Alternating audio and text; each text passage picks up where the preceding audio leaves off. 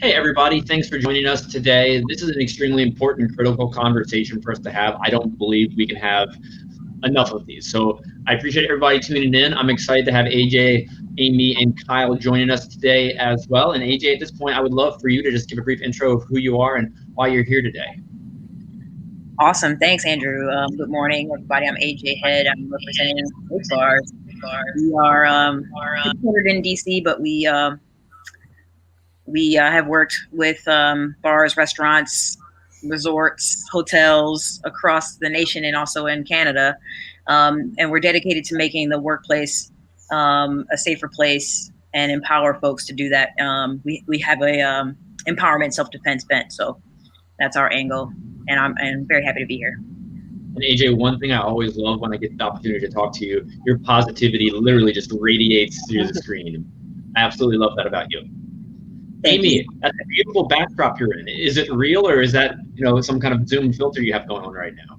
That's actually my family room. So I am at home right now. It's real, but thank you. Now, what do you do at Fisher Phillips, Amy?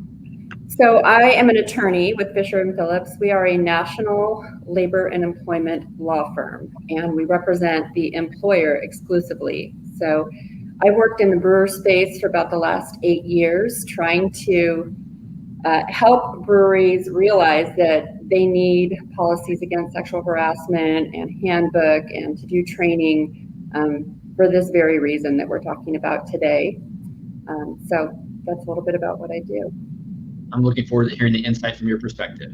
And Kyle, always a pleasure to see you as well. You have so much going on in your background right now. It's just a massive bookshelf with probably every book known to man on it. You have tons of like little banners, beer memorabilia. What's your favorite piece that you have in your background right now? Favorite piece? I think, you know what? My favorite piece is that bookcase because it actually makes all those things look all right. I'll tell you, I got the bookcase in December. And what I actually, I kind of organized the books by like topic. And then my wife comes down and she goes, it look really nice if you put them in, color coded order. And I was like, damn it. Then I had to redo it all. But yes, I'm very grateful because I had a different setup. And then, now that we have Zoom and all that, right, I kind of tried to make it a little more, Zoom friendly, although it is busy. This could be representation of my brain. I don't know. I'm trying to learn how to quiet the mind, but appreciate you having us here. Definitely important topics. I have been in the finance and insurance world for about 15 years, I think since 2006. I have been running craftbrewinginsurance.com for about 9 years now. So I'm a commercial insurance advisor, and I focus on the breweries and distillery space. I've worked in breweries, I've worked in restaurants, and I took that knowledge, paired it with my insurance background, and this is what I focus on, and it's a lot of fun. So, Kyle, thanks for being here, and I'm excited to have you all as well. This past weekend, I had the opportunity to escape for the first time of the pandemic, the first time in nearly 16 months, and I truly didn't realize how much I missed face-to-face encounters with strangers. I know it sounds like a very bizarre thing to say, but interacting with other people face-to-face at an outdoor brewery for the first time in months as a family was a fantastic experience. So while we are here virtually today, I truly do appreciate the interactions we get to have as well. Now, the first question I want to throw out to everybody, one reason I'm really excited for today's conversation is you represent different perspectives on the conversation of creating safer spaces in the craft beer industry. So I'd like to go around the table really quick and just tell everyone why this topic is an important topic to you. And AJ, because you are to the right of me once more, you get to lead off. Well, let me just give you some background on Safe Bars. So Safe Bars came from our sister organization, Defend Yourself, which went out into the communities, the most vulnerable communities, to empower and teach self-defense techniques. And then as we researched the best methods to do that, and also who should be our audience, how if our goal is to make the world a better place, how should we go about targeting the most vulnerable among us? And as we were learning about that, we were seeing that where alcohol goes, sexual harassment goes, even violence goes. So Safe Bars came out of that notion to target where we're needed. So that's why I'm passionate about doing this work. And AJ, what would you define a safe space as? A safe space, for me and for safe bars, I think, is a place where you can go and be yourself, and be accepted, and also make sure that there is an active investment in the safety of yourself and your colleagues around you. I think that would be a safe workspace. I think a safe space, in your family could be different. It's a place where you can bring up difficult topics and know that love will still be there, that there's no, fear of love abandonment. I think that carries over into workspaces as well. So, yeah, I think that's a good start. That is a good start. Now, Amy, you're up. Why is this topic important to you? So given that we do labor and employment law exclusively, I've been in this space for 20 years. I've been with Fisher & Phillips that entire time. I have seen sexual harassment claims of every kind that you can imagine, throughout every industry. And our entire goal is to help employers put together preventative measures and a culture that will enable them not only to avoid these types of claims, but to create a safe space for employees, and to help employers know what they need to put in place for employees to be able to come forward if they have concerns and have those concerns addressed effectively. It makes no difference at all if it's lip service only in the workplace that we have a zero tolerance policy against sexual harassment.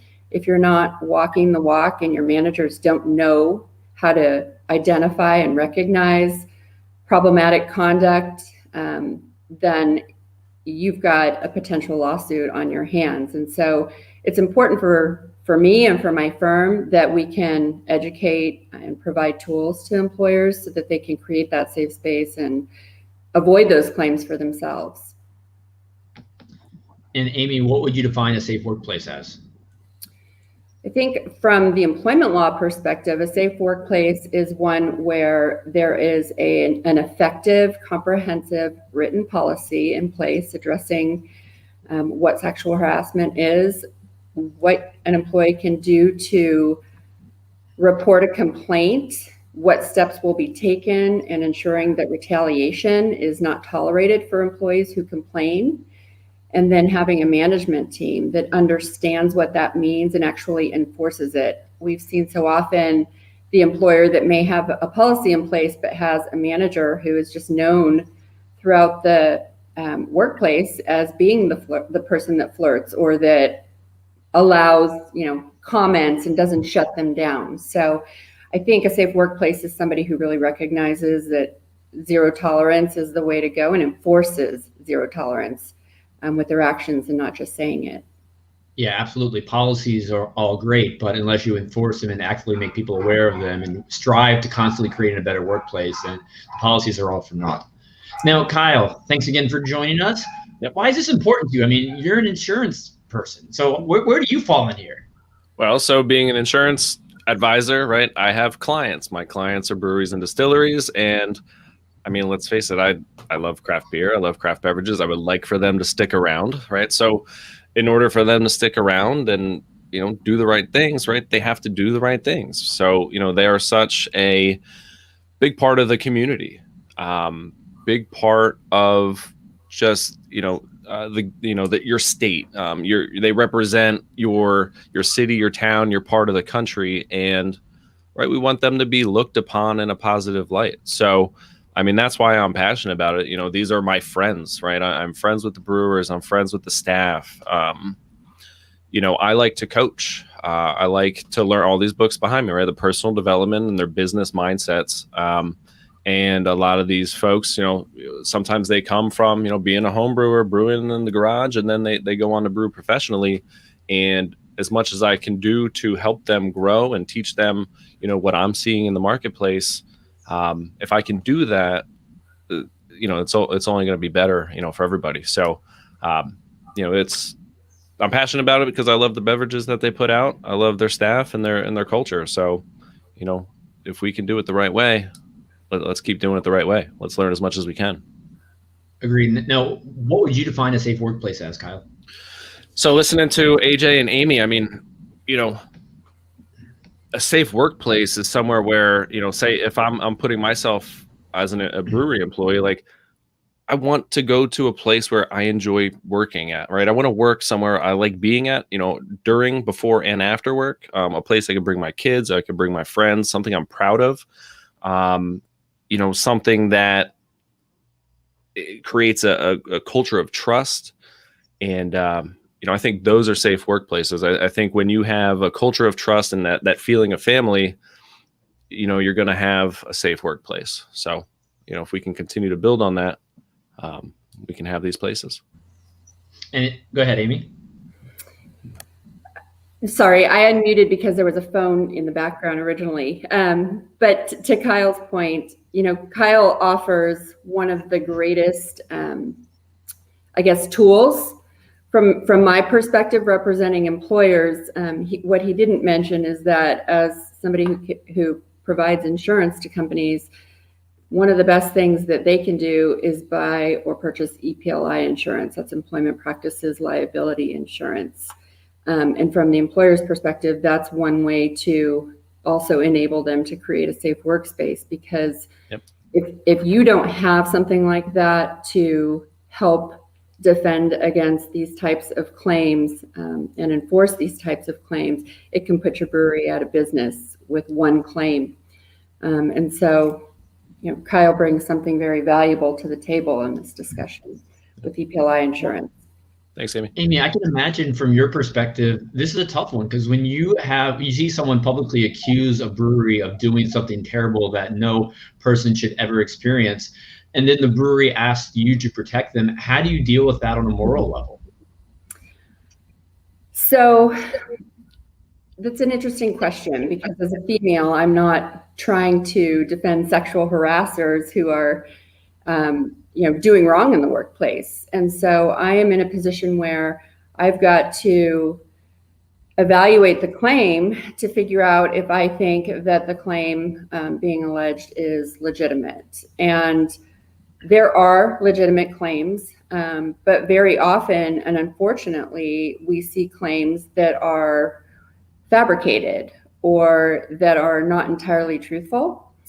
And so my job is to help the employer navigate that and put themselves in a position to defend. But if I find that the employer has violated the law, then I'm going to pull them aside and have a conversation where the recommendation is that we need to try and resolve this. We don't want to be, you know, sitting in court or in front of an arbitrator having to go through these facts. And sometimes that means a settlement of some sort. And so that's an opportunity, again, for me to educate the employer and to provide them the tools to make sure that doesn't happen again in the workplace and that the employees are protected.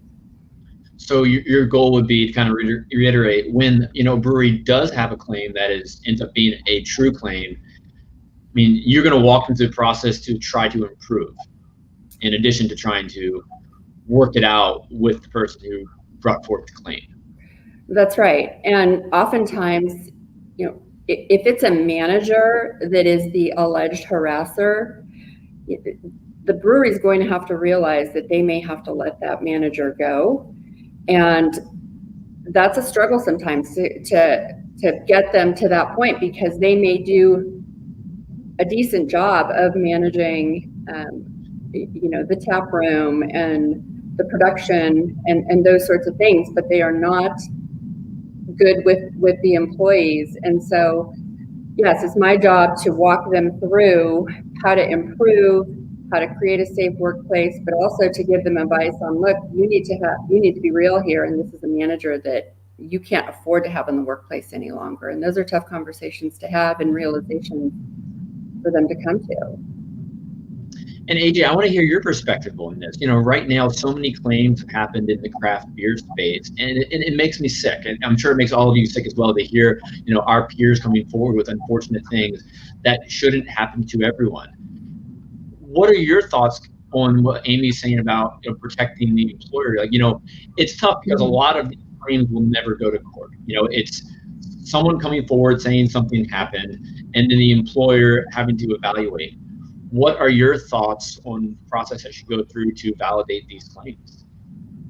Well, our approach and our angle is not legally focused. It's really just about changing cultures, decisions on the spot, the culture of an establishment to stick up for one another if something does happen at a very early stage, not even at a point where it could get to an accuser or a bad culture in a bar, because we will have already passed on these tools of recognizing these kind of hazardous, dangerous predecessors to bad behavior.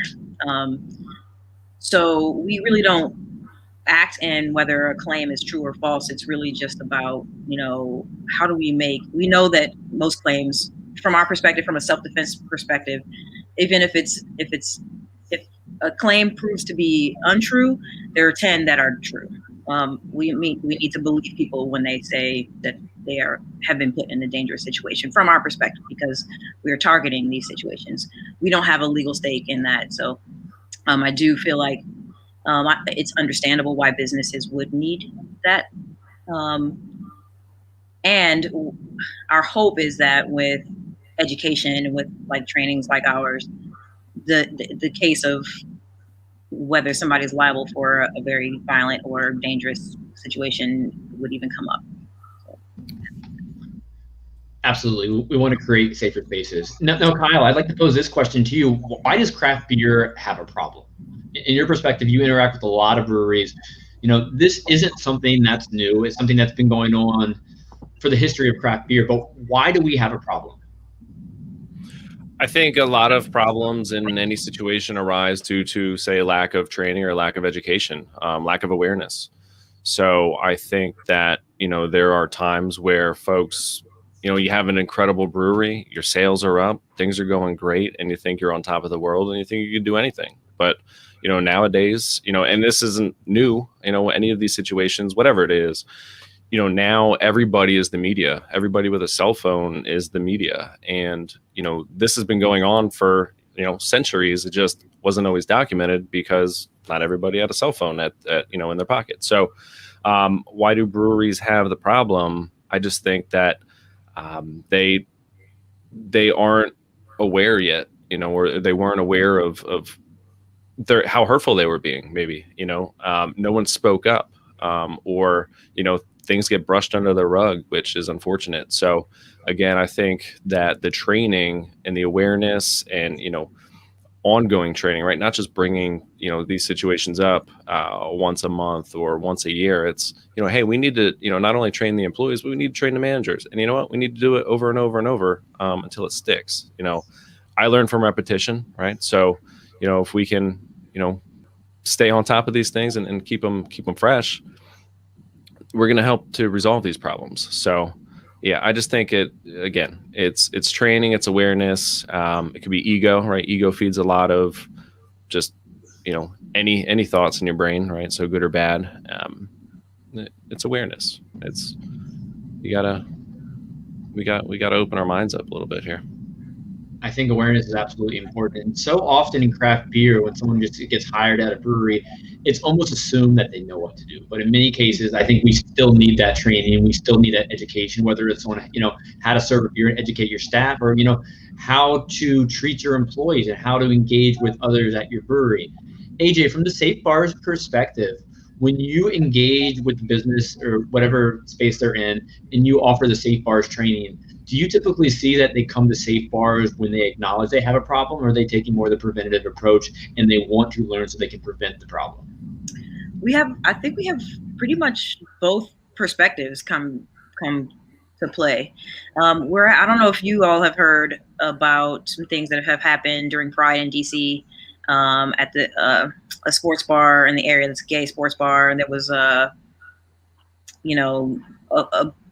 queer person of color was dragged out of that establishment by their hair, and so there's been protests and things like that. So we have gotten an uptick on how do we prevent bigotry and any kind of violence to people who frequent our establishment. So we do have upticks when there's an event, but we have a steady flow of folks who are just seeing that a safe workplace is a happier workplace, is a more lucrative workplace. So yeah, we have both. That's really interesting. You said lucrative workplace. What do you mean by that?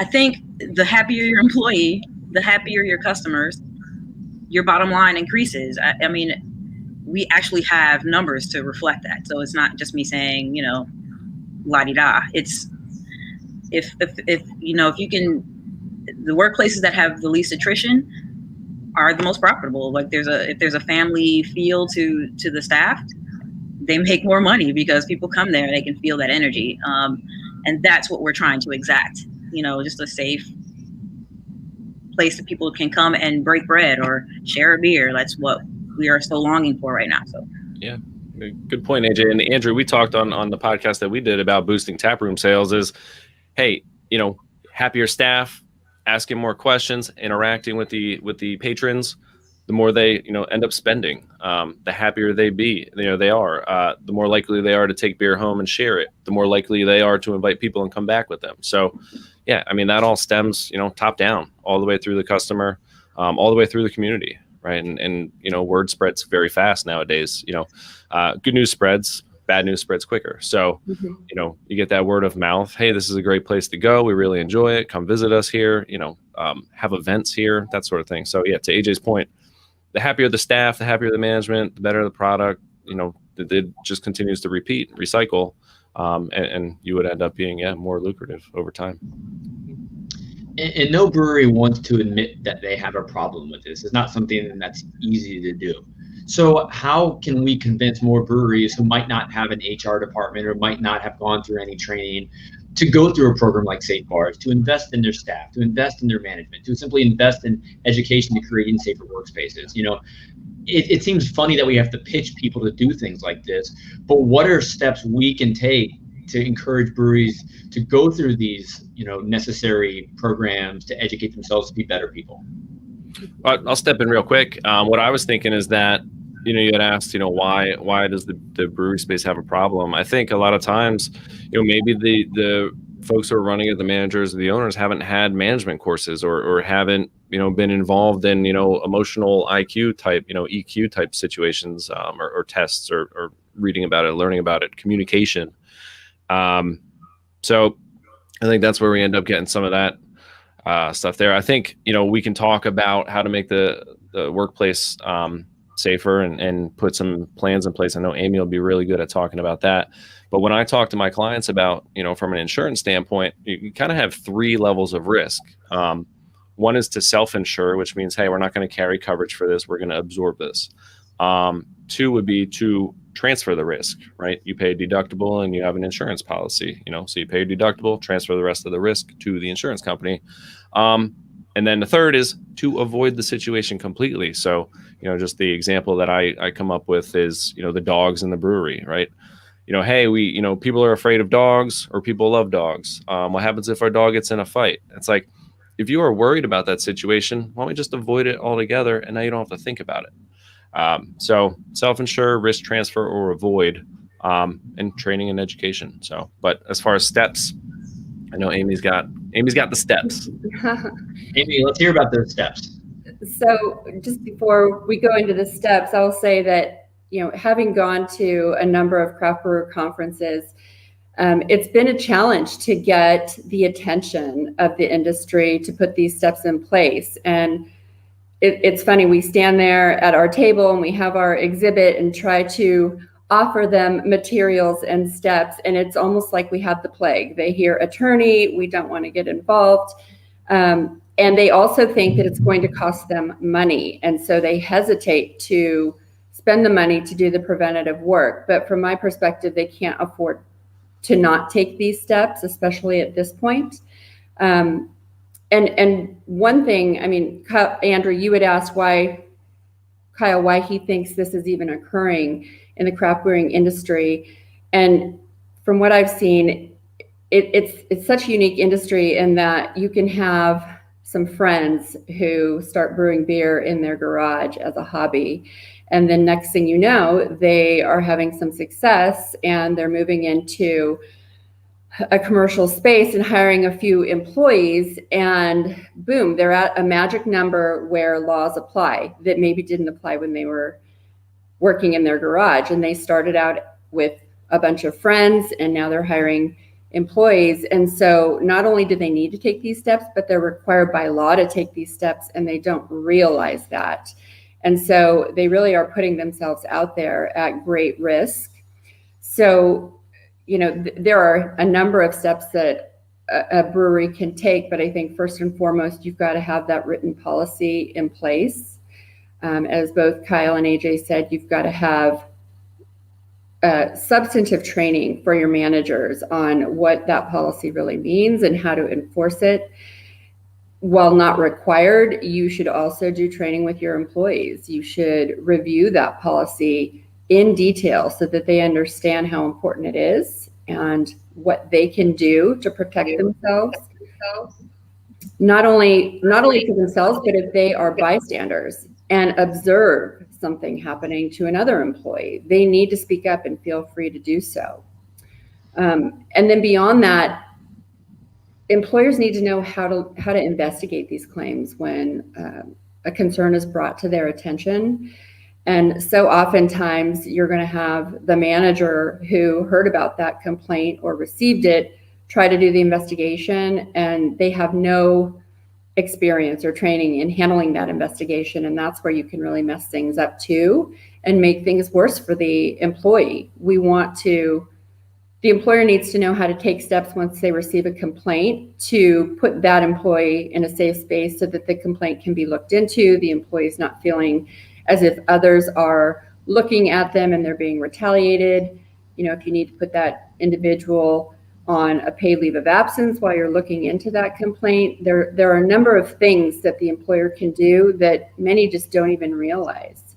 And given that so many employers, especially at like a small brewery, wouldn't have the experience in how to investigate these types of claims, do not hesitate to reach out to a human resources consultant or a labor and employment attorney like myself, because there are so many resources to guide you and help assist you in conducting that investigation so that the end result is hopefully the right one.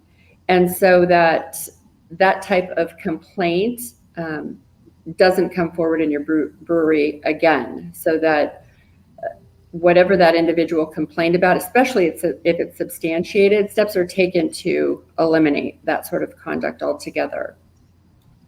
Amy, I want to take a step back for a sec, because we're talking right now about the policies and actions you have in place for when something happens. But you also mentioned the two people, they're home brewers, they launched a brewery, and now they're running an all-out business with no experience in HR, no legal insurance knowledge. I think the hardest part is, how do we reach them first? You talk about the challenges of having a booth at a conference. What you're trying to pitch isn't as exciting as the new process that's going to help them brew better, or the new yeast or the new hops. So how do we begin that conversation with the craft brewer and say, this is something you need to know about? This is the training, AJ, we think you should go for before there's a problem so we can prevent it. So how everybody do we get the industry there versus then dealing with problems after they happen? Because preventative is the way to go, but how do we get our industry to that point? We hop on a podcast with Andrew Coughlin for the Craft Beer Professionals for 12,000 people. So Amy, you can correct me if I'm wrong here, but I think kind of that sweet spot is like 5 employees, right? Is kind of where you start to trigger some laws. Yeah, it just depends on which state you're in. From a federal level, Title VII is triggered at 15 employees. And that's true of the Americans with Disabilities Act as well. But in California, for example, it's 5 employees for discrimination and it's 1 employee for harassment. And so employers are not only having to understand what the federal law requires, but also state law, sometimes even county and city specific laws. And, to Kyle's point, yes, these podcasts are extremely helpful. We put out articles and legal alerts whenever there is a new development in the law. You could certainly subscribe to our firm's website and you would get these legal alerts as they are coming out. And it costs an employer or brewery no money at all to just have some resource where they can be regularly educated on what they need to do. And so when it came out within the brewing industry, the brewing industry Me Too movement, that was something we tried to put out right away. And we reached out to also the national and the state associations to try and give them resources, because breweries, I know, were turning to them saying, we don't have anything in place, and where can we go to get that? That's how I connected with Amy. Was I had the article come to my inbox. Fisher Phillips continuously puts out awesome, relevant brewery specific material, and I was like, I got to connect with Amy and your counterpart Nicole. I was like, we got to talk about this. And again, it didn't cost anything. I think so many times that folks, they're afraid to call their attorney, they're afraid to call the insurance agent. It doesn't cost you money. We're on your team. We're here to help you. And to the point of thoroughly investigate the complaints and report them immediately. With any insurance claim, I always say, listen, call me first. Like, call me as soon as possible while it's fresh in your mind. Take as many notes as you can while it's fresh in your mind. When we have a property damage or a fire, like, that's tangible, right? We can see that, right? We can see, okay, this was damaged. But when you hurt someone's feelings, when there's a harassment type situation, where there's a discrimination type situation, that stuff's not tangible. And then that becomes a he said, she said kind of situation. And if you don't take good notes, that's easily forgotten because the rest of the day happens. So, we need to immediately report these things, have an incident report form, which we provide to our clients as a value add, right? There's no cost for that. But, here's how to file a claim. Here's what to ask. Here's how to document it. And do it as soon as possible. The problem, Kyle, is that it starts at the top. When it's the manager or the owner of these breweries, they're facilitating this toxic culture. And say I'm sexually harassed at the brewery, I'm not going to go feel comfortable talking to that boss or manager if there's no current HR protocols in place. What does that employee even do at that point in time? I think what you're also alluding to is the fact that a lot of these business owners are young and they haven't had this situation before. Just the industry is fairly young. You can be 22 and start a brewery, but you still haven't had so many life experiences yet that you just don't know. You don't know what you don't know. Yeah, and Andrew, to your point, if it's starting at the top and the employee doesn't have an option within the brewery to safely complain, then the reality is they are going to go outside of the brewery and find an attorney to either sue the brewery, or they're going to file a claim with the Equal Employment Opportunity Commission. And so, the other reality is it could be the owner or the general manager who is engaging in the bad conduct. If there is a lower level supervisor and they are made aware, the brewery is strictly liable if there is in fact bad conduct going on. It doesn't matter that the employee complained to a low level supervisor. If you are a supervisor, you're considered a managing agent. You act on behalf of the brewery. And strict liability means that because it was a supervisor engaging in the harassment, the employer is liable. You don't have the same defenses that you would if it was employee harassing another employee. And I think that's part of the problem right now. An employee may go to a low-level manager and nothing ever comes of it. That low-level manager just doesn't have the skills or training or even know how to handle something with regard to that type of incident. Yeah, and one of the mistakes that is often made is they have what they consider to be an off-the-record conversation. Listen, I want to make you aware that this is happening, but please don't make a big deal of it. And so then the manager feels like, okay, I have an understanding with this employee, and I'm gonna keep my eyes and ears open going forward. But the reality is, you now know of an issue, and you have a legal obligation to respond, and that's where so many breweries get into trouble, is because they are not reacting at the outset, even when they have those sorts of conversations. And that needs to be documented, That's right. So I'd like to just throw out an example. Let's pretend all of us work in a brewery together, and one of you just does something we're drinking after work, something terrible happens between us, not even at the brewery. How does a brewery handle like something like that, where it started at the brewery, but two employees, alcohol is involved? That's an interesting part because our industry, because the odds are in most of these situations, alcohol probably, is a factor. So let's say something terrible happens between two employees not on site. What do you do in that situation? Well, from my perspective, you still have an obligation to investigate it fully. These individuals likely know each other because of work. It started at the workplace. And especially if alcohol was initially consumed at the workplace, that is where the incident began. And then it just grew into something further. And so that's one of the things too that breweries need to think about.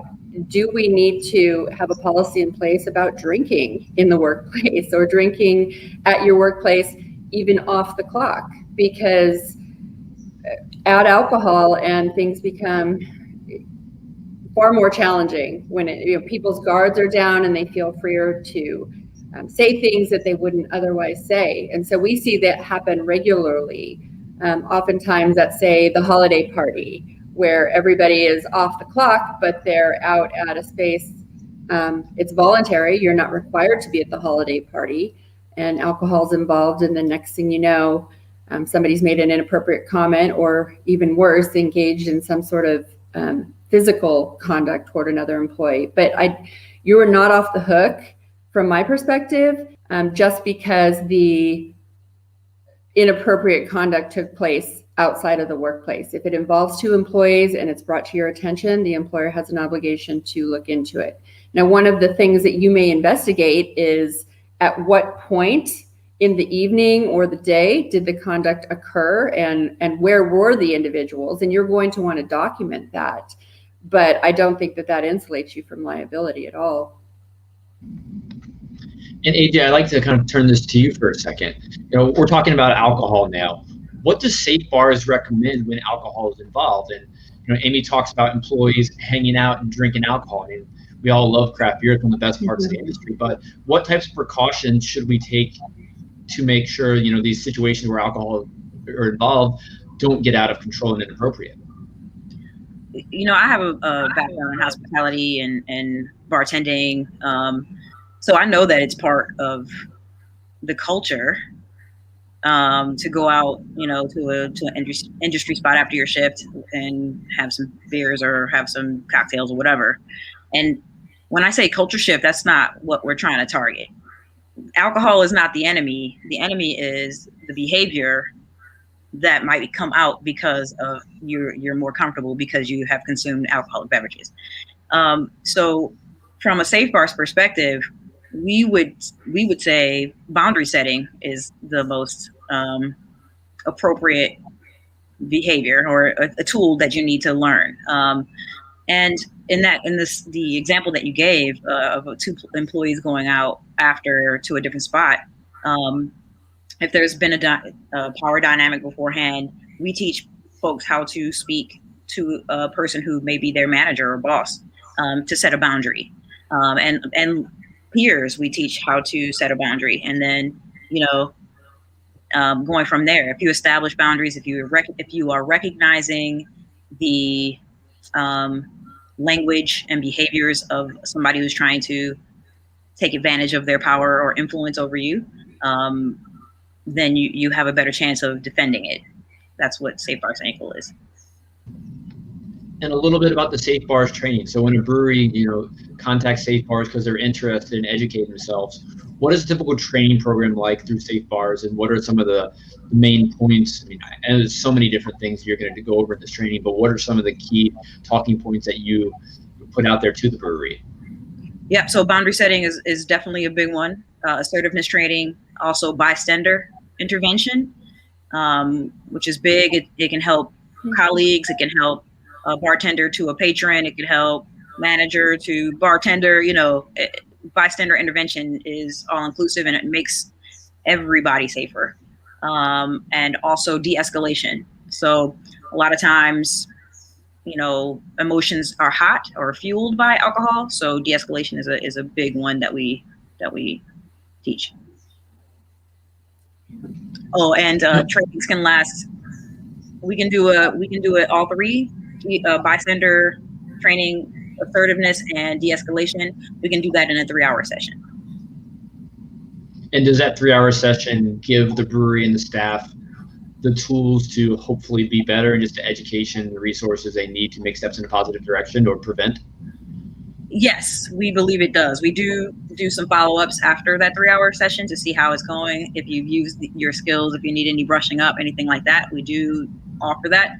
But that 3-hour training does, because the main tenet of our training is that we are all experts. If we're living on this planet right now, currently, we have used a de-escalation technique. We have used a boundary setting technique. We have been a bystander and intervened. We all have the ways in which we would do it right now, but we just give you more tools and more ways to look at things, and also to perceive a threat before it usually shows itself. And tools are what I want to talk about right now. So say a brewery goes through a 3-hour training, they learn a lot, they learn some techniques they can apply, but that 3 hours isn't making them a better person forever. It takes constant awareness and maintenance to keep that going, to put out the environment they want. What are they should be putting out? What are some of the tools you all recommend over time? I know over the conversation, some of you have mentioned, ways to report unfortunate incidents. What are some resources people can use to constantly educate and strive for a safer workplace? I think our refresher courses from us, from Safe Bars, is one way to keep that dialogue happening. But you'll be surprised that once the dialogue begins, the conversation is very lively, because it's very common circumstances and very accessible techniques that you can use. So I think just that 3-hour session does kind of begin the road to exacting a culture shift. I think it starts at the top. Top down, have a plan, right? Failing to plan is planning to fail. Practice what you preach.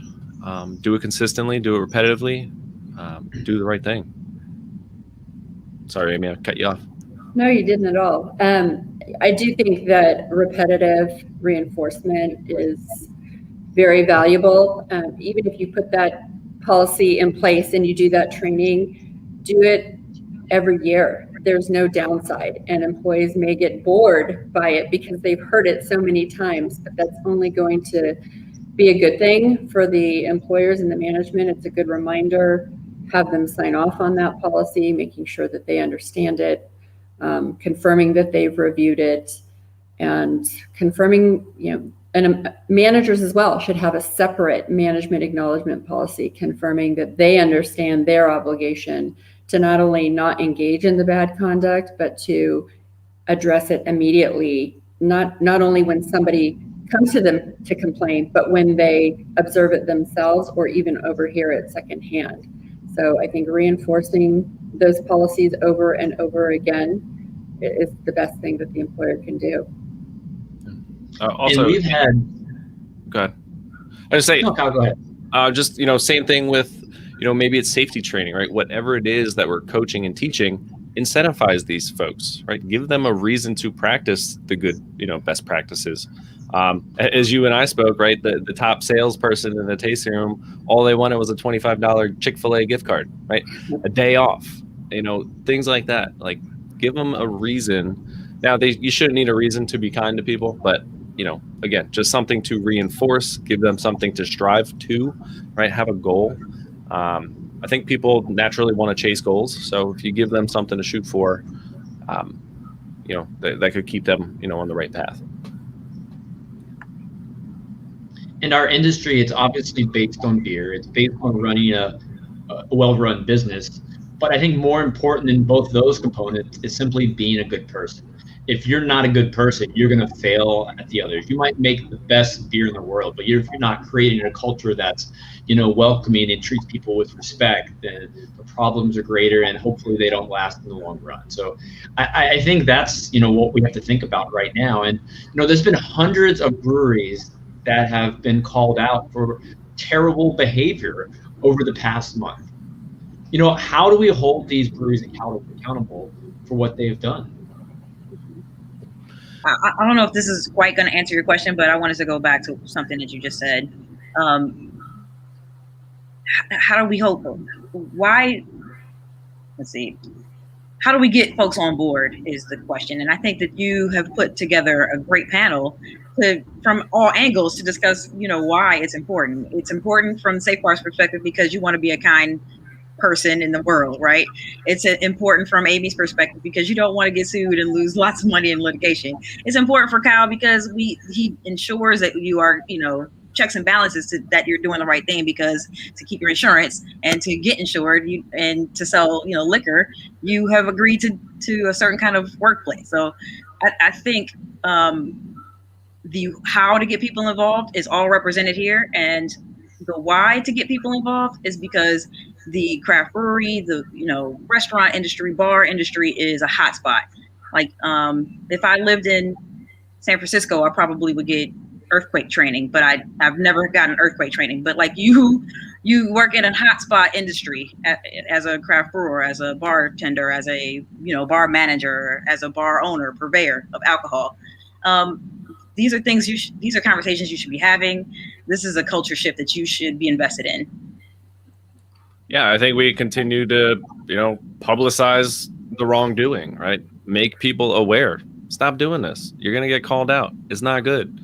And also, again, to come back to the risk management situation, employment practices liability is excluded on every insurance policy unless you buy the policy itself. So, the average claim is $260,000 or $160,000 is your average claim.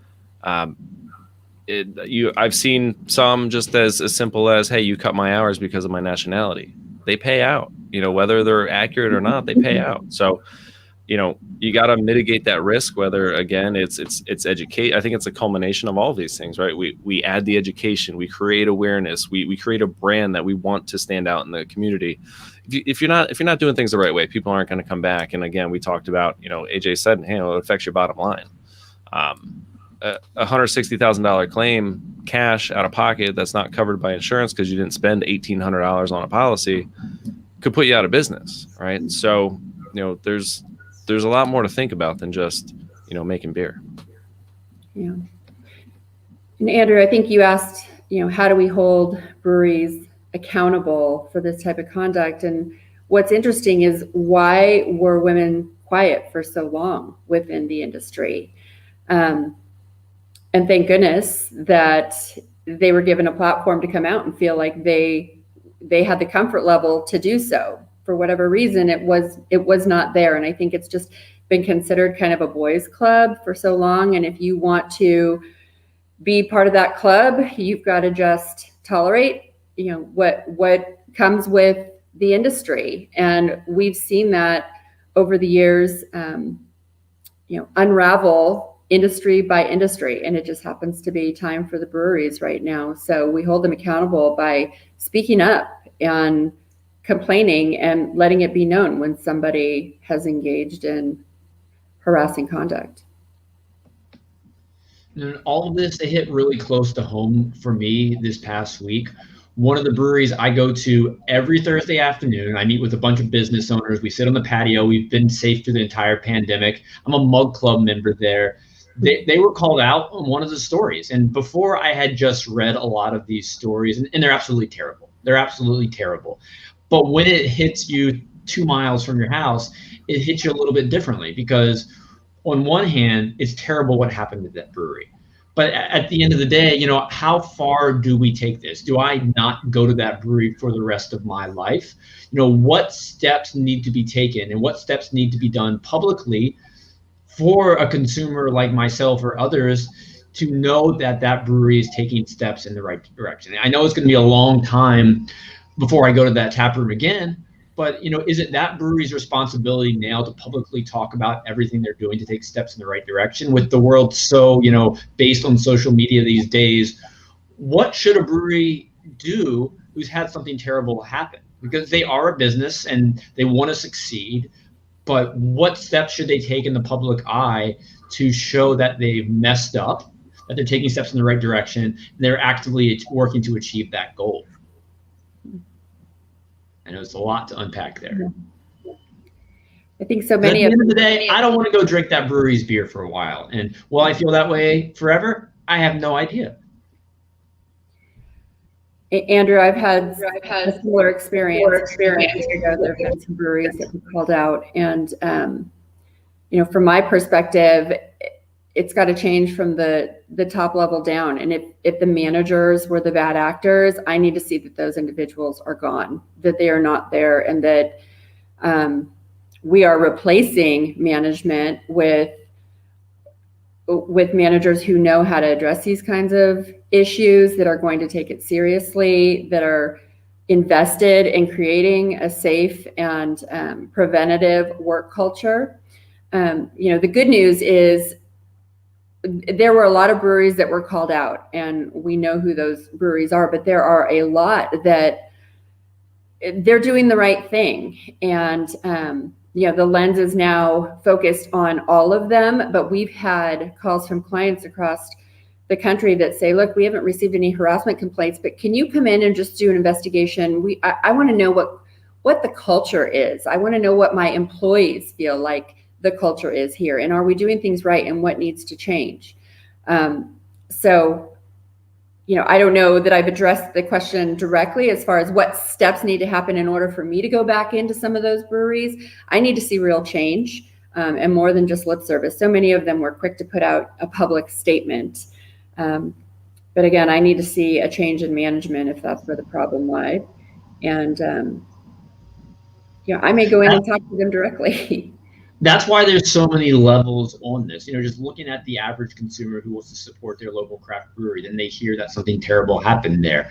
They're not involved in the internal activities. They might not know the people who are accused, but they know what happened there. How is that consumer going to know when to go back to that brewery? Because like I said, they're not part of that daily operation. Is it then the brewery's responsibility to broadcast everything to the world of the steps they're taking to create more inclusive and welcoming environments? I feel like that's more of a PR question, right?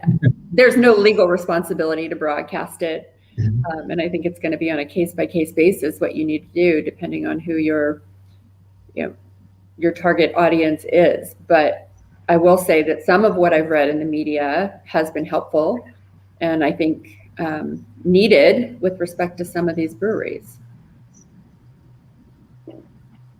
I think from just the consumer's perspective, it's hard to regain that trust. Mm-hmm. And it's imperative to do that right after something comes out. So it's imperative to begin gaining people's trust right after something happens. So I mentioned something that's going on in DC right now. They put out a statement that said, these actions were uncalled for and terrible, and we don't stand by them. But then they turned off all of their comments underneath that statement. So like blocking communication goes further into the distrust avenue rather than bringing people together. So as a safe bar perspective, you would hope to avoid any thing like this where you need a PR, Band-Aid or remedy to do any of this. But I think part of our training is dealing with this culture. If you've been educating yourself, you know how to use the language, you know that it's a problem, you know that something needs to be done, and you need to open up a dialogue. Well, I don't necessarily have the answer. I do think kind of step one is own it. Step two is to ask your employees, hey, what could we do better? Step three would be ask the public, what would you guys like to see? And be as transparent as possible. I think the transparency component, it's very important in the current world we live in. Now, just looking at ways breweries can better themselves, whether they've been accused or whether they simply want to educate themselves. AJ, Safe Bars is obviously a great resource. Amy, you're putting out a bunch of articles. Kyle, you're trying to help educate people as well. But what are some other resources outside of your own you found quality for people looking to learn more? There's probably some stuff on the EEOC website and some Department of Labor. They can. I'm sure there's some webinars out there, wage and hour, and again, just how to be more sensitive towards, other people, other cultures, other races, other genders. I'll defer to the rest of the group, though, otherwise. I think that the state and national associations are great resources at this point. They're doing a lot to try to provide resources and training and education. But I also think that we just need to have a mind shift within the industry on what types of people are we hiring. It starts at the hiring stage. Who are we bringing in and doing a better job at kind of vetting those people and checking backgrounds and references and that sort of thing, and letting people know even at the hiring stage that this is important to us, and we only want people who are going to be aligned in creating a safe place and a harassment-free environment. Amy, that's a great addition right there. I mean, I know we're nearing the end of the hour, but briefly, what are some of the steps you recommend for a brewery when they're going through that hiring process? Are there certain questions that you like to see a brewery ask to understand the character of that employee? Obviously, things like background checks exist, but is there like a top 3 practices you recommend? Oh wow, we could do an entire hour just on hiring. I know. I mean, interestingly, I think one of the best things that the brewery can do is have a comprehensive, legally compliant written employment application, and to not even sit down and speak with an applicant until that is completed in full, and to have your managers understand how to review that so that they can identify red flags. But we need to know, how long have you been at your last job? If you've got somebody who's gone from job to job to job, short periods of employment, that's a red flag. There's a reason why that person is not sticking around. You want to make sure that they've identified references and actually check with those references and ask those references the tough questions. Would you hire that person back? That person's, from a legal standpoint, probably going to say, I don't disclose anything other than position held and dates of employment, but push and do the legwork. It's going to take more time. But it enables you to pull that information out. And then finally, when you're speaking to the employee during the interview, ask them, what would your colleagues say about you at the last 2 places you worked? What is the thing that you enjoyed most about your last workplace? And see kind of what are they prioritizing and how are they communicating what's important to them. No, thank you, Amy. And AJ, I'd like to end with you on this one. Feel free to dive in, then I've got a follow-up for you. Okay. So I would say start with grassroots places in your neighborhood to get more information. So like here in the DC area, the Restaurant Opportunity Center brings people together to talk about, these difficult topics on safety in workplace and how to unionize and how to make your restaurant job the best from a worker's perspective. So I'm sure there's plenty of organizations like that across the nation. The National Women's Law Center is also pretty good. We get a lot of information from them about statistics regarding violence against women and what fields those are most prevalent. And then we've been working with, the craft brewery industry. If you work in a craft brewery, I'm sure there's a guild that you can join and make sure that these people are having these conversations across the board to make a difference. And there's one other. If your town or state has a kind of a mayor of nightlife or something like that, it's good to put pressure on like ABRAs, things like that, to make sure that workers have environments where they can feel safe to work. I'll just chime in real quick to kind of piggyback on that. When you mentioned the hiring, I was thinking, well, you can hire somebody who has HR experience, a HR manager. You could potentially hire HR consultants or even outsource the hiring process to a staffing company or someone who is very familiar with, picking out talent. So, just my 2 cents. Yeah, and I think to sum up a lot of this, breweries need to take action. They need to look out to these resources and need to reach out to people like AJ at Safe Bars to take the steps to better educate themselves. And AJ, I'd like to go back to something you mentioned earlier about the benefit for the breweries. when they're creating more inclusive, welcoming spaces for everyone, when we're creating safer spaces where things like we talked about today aren't happening, they're going to see less turnover. They're going to see happier employees. They're going to be more successful. From the Safe Bars perspective, the organizations you work with, what are some of their comments about the experience with Safe Bars? Well, we have just rave reviews about the perspective shifts that happen after. Once people get involved with us, they have already kind of began the journey of the culture shift, which is great. But they get deeper involved once they receive the training from us. They speak a different language. The hiring, we start, they seek people who have like-mindedness, or are willing to put their name behind the culture that has been established at that organization. And they also have a greater intersectional dialogue. I think perspectives shift and open up once we have our trainings with different groups.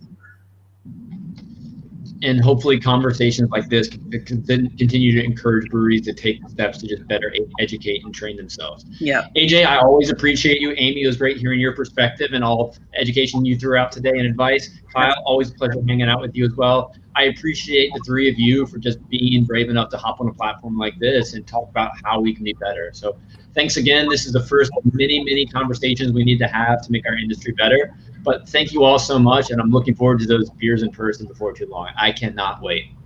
Thank you so much. Thanks, It's been a Andrew. lot of fun. Bye. Yeah. All right, see ya.